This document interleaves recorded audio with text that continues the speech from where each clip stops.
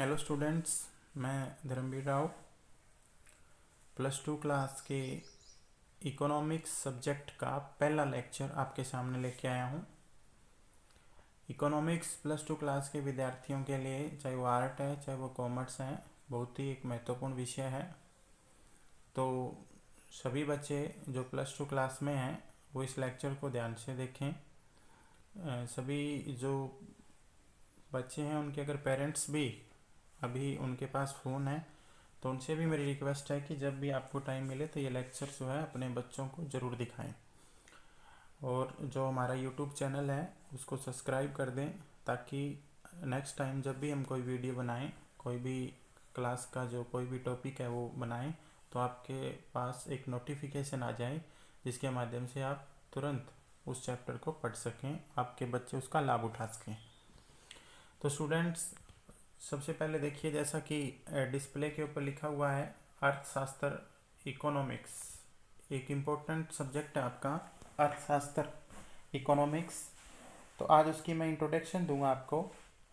तो सबसे पहले देखिए, मैंने पहली जो हेडिंग डाली है उसके अंदर लिखा हुआ है अर्थशास्त्र का अर्थ, यानी हमें इसको डिफाइन करना है, अर्थशास्त्र को परिभाषित करना है भी अर्थशास्त्र क्या चीज़ है। तो उसके लिए देखिए, मैंने अर्थशास्त्र को दो भागों में बांटा है, अर्थ और शास्त्र, यानी अर्थ प्लस में शास्त्र, दो शब्दों के मेल से बना है बच्चे। अर्थशास्त्र का पूरा जो नाम है उसको मैंने दो भागों में बांट दिया, अर्थ और शास्त्र। तो सबसे पहले देखिए, अब हम बात करते हैं अर्थशास्त्र के अलग अलग मीनिंग की। उसकी जो शाब्दिक रूप से मैंने दो भागों में बांटा है उसका हम अलग अलग प्रकार से अर्थ जो है वो स्पष्ट करते हैं।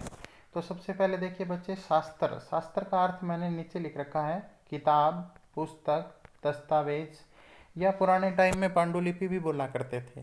तो शास्त्र का मतलब क्या होता है बच्चे, कि किसी भी संबंधित विषय की कोई भी ऐसी चीज़ जो हमें किसी भी संबंधित विषय का जो ज्ञान कराती है ना, वो ज्ञान कराने वाली जो दस्तावेज है, पुस्तक है या किताब है, उसको हम शास्त्र बोलते हैं। क्या बोलते हैं बच्चे? शास्त्र बोलते हैं। तो शास्त्र का मतलब कोई भी विशिष्ट चीज़ नहीं है। शास्त्र का मतलब किताब, पुस्तक, दस्तावेज, जिसके माध्यम से किसी भी विषय का हम अध्ययन करते हैं, उस चीज़ को हम शास्त्र बोलते हैं बच्चे। इसलिए मैंने शास्त्र की तीन चीज़ें लिख रखी हैं, किताब भी बोल सकते हैं, पुस्तक भी बोल सकते हैं, या दस्तावेज भी बोल सकते हैं। और पुराने टाइम में हम इसको पांडुलिपि भी बोला करते थे, जब से ये किताबों की जो रचना है वो शुरू हुई थी। अब देखिए बच्चे, अब हम आते हैं अर्थ की ओर। अर्थ की का मतलब क्या है? अर्थ का मतलब सीधे तौर के ऊपर मैंने लिख रखा है, अर्थ बोलते हैं बच्चे धन को, यानी अर्थ जो है उसका शाब्दिक अर्थ धन से लिया जाता है। धन का नाम लेते ही आप सभी समझ गए होंगे। तो इकोनॉमिक्स की बात करेंगे, शास्त्र की बात करेंगे, तो धन से सीधा मैंने नीचे टॉपिक के ऊपर सीधा मैं लेके चलता हूँ आपको। धन का मतलब मैंने आर्थिक क्रिया से जोड़ दिया। आर्थिक क्रिया का मतलब यहाँ पर क्या है? आर्थिक क्रिया, धन धन और आर्थिक क्रिया का क्या संबंध है? यानी वो प्रत्येक काम जिसका उद्देश्य पैसा या धन कमाना होता है, उस काम को मैं आर्थिक क्रिया बोलता हूँ। क्या बोलता हूँ बच्चे? आर्थिक क्रिया। शाब्दिक रूप से अर्थ का मतलब धन होता है, लेकिन धन को मैंने आर्थिक क्रिया से इसलिए जोड़ दिया क्योंकि कोई भी ऐसा काम जिसका उद्देश्य पैसा कमाना होता है उसको हम आर्थिक क्रिया बोलते हैं। इसीलिए धन से मैंने बना दिया आर्थिक क्रियाएं। तो अब देखिए बच्चे, मैं इसको समझाने के लिए आर्थिक क्रियाओं का या आर्थिक क्रियाएं जो मैंने शब्द लिखा है इसका किस प्रकार प्रयोग करूँगा।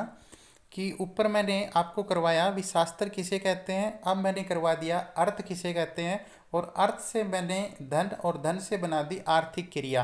तो आर्थिक क्रियाओं का जो शास्त्र, जो किताब, जो पुस्तक हमें अध्ययन करवाएगी उसको इकोनॉमिक्स या उसको हम अर्थशास्त्र बोलेंगे। यानी आर्थिक क्रियाओं का अध्ययन कराने वाली पुस्तक, किताब या दस्तावेज को अर्थशास्त्र कहा जाता है।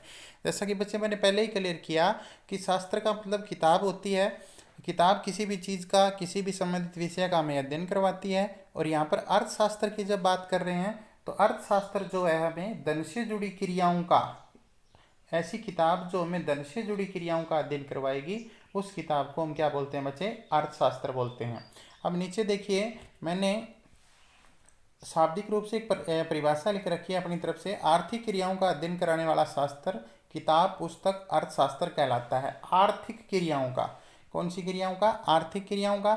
आर्थिक क्रियाओं का अर्थ मैंने बताया, यानी क्या बताया था? पैसा कमाने के लिए। क्या कमाने के लिए बच्चे? पैसा कमाने के लिए जो भी काम किया जाता है उस काम को हम आर्थिक क्रिया बोलते हैं बच्चे। क्या बोलते हैं? आर्थिक क्रिया। जिसका उद्देश्य क्या कमाना होता है? पैसा कमाना होता है, उसको हम आर्थिक क्रिया बोलते हैं। आगे चलते हैं बच्चे। अब देखिए आपकी इकोनॉमिक्स के अंदर सबसे पहले जो चैप्टर है उसके अंदर इकोनॉमिक्स की, अर्थशास्त्र की कुछ एक परिभाषाएं लिखी हुई हैं। उन परिभाषाओं का मैं छोटा विवरण आपके सामने रखूँगा। पहली परिभाषा है धन संबंधी परिभाषा, दूसरी भौतिक कल्याण संबंधी परिभाषा, तीसरी दुर्लभता संबंधी परिभाषा और चौथी विकास केंद्रित परिभाषा। बच्चे इनके अंदर ज़्यादा गहनता में जाने की कोई आवश्यकता नहीं है, क्योंकि पहला चैप्टर है, सब हम इंट्रोडक्शन कर रहे हैं, इसका परिचय कर रहे हैं, तो थोड़ी थोड़ी बातें इन परिभाषाओं के बारे में मैं आपको बताऊंगा। तो सबसे पहले मैं बात करता हूँ कौन सी परिभाषा? धन संबंधी परिभाषा। धन संबंधी परिभाषा के अंदर दो चीज़ें देखेंगे हम। पहला उसके अंदर देखेंगे धन की प्रकृति। क्या देखेंगे बच्चे? धन की प्रकृति। प्रकृति का मतलब क्या है? जिस प्रकार उदाहरण के लिए मैं बताऊंगा कि किसी भी देश की धन की जो प्रकृति है वो क्या होती है, राष्ट्रों के धन की प्रकृति क्या होती है। जैसे हम इंडिया की बात करेंगे, चलो मैं करेंसी की बात करता हूँ। जैसे हमारी करेंसी रुपया है, किसी देश की करेंसी डॉलर है, किसी के देश की करेंसी पौंड है। तो अगर हम इस करेंसी को प्रकृति मान लें तो समझने में आसानी होगी। तो सबसे पहले धन की प्रकृति तथा कारणों, दूसरा बोलूँगा कारणों की खोज। कारणों की खोज का मतलब क्या हुआ? यानी किसी भी देश की धन की जो प्रकृति, रुपया, डॉलर, पौंड जो है, किसी देश की करेंसी ऊंची है, किसी देश की करेंसी नीची है, उन चीज़ों की पड़ताल करना, खोज करना, इस बात का जो परिभाषा हमें अध्ययन करवाएगी उस परिभाषा को हम बोलते हैं धन संबंधी परिभाषा।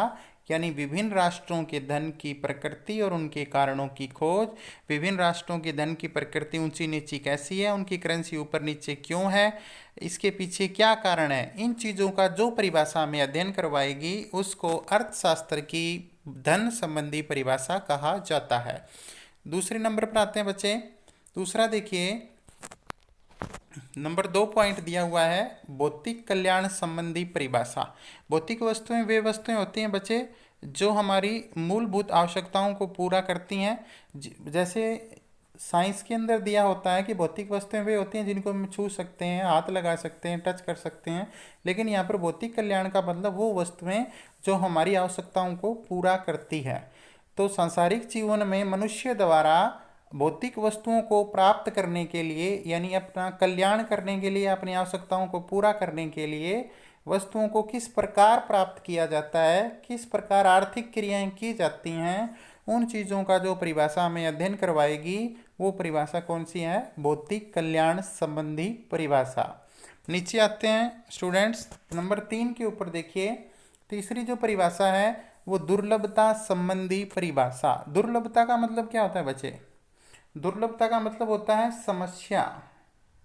क्या होता है? समस्या। समस्या क्यों आती है? क्योंकि एक साधारण चीज आपने पढ़ा भी होगा इकोनॉमिक्स में, अर्थशास्त्र में 11वीं क्लास के अंदर मैंने आपको पढ़ाया था कि उसके अंदर दो चीजें होती हैं। देखिए, एक तो होता है साधन और एक होती है आवश्यकता।